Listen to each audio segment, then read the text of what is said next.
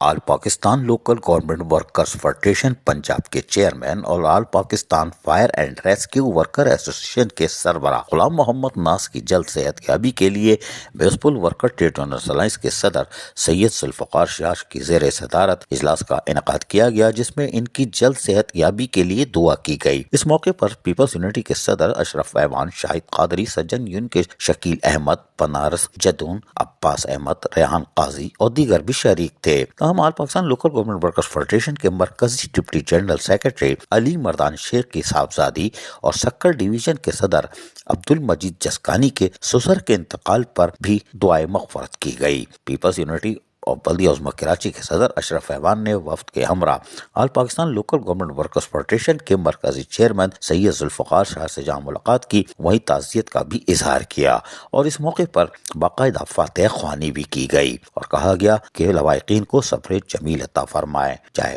جبکہ اللہ تعالی سے درخواست کرنے کے ساتھ ساتھ پیپلز یونٹی کے وفد نے غلام محمد ناز، جو کہ all Pakistan fire and rescue workers association کے سربراہ بھی ہیں، ان کے لیے بھی جلد صحت یابی کے لیے خصوصی طور پر دعا کی گئی۔ یقینی طور پر سجن یونین یا municipal worker trade union alliance ہر مواقع پہ چاہے غم ہو خوشی ہو اپنی شرکت کو یقینی بناتی ہے۔ عزیز عارف، KBS بلدیاتی نیوز کراچی۔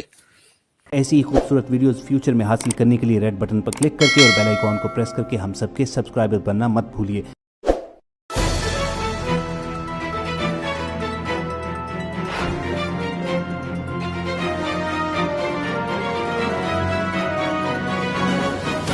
KBS بلدیاتی نیوز۔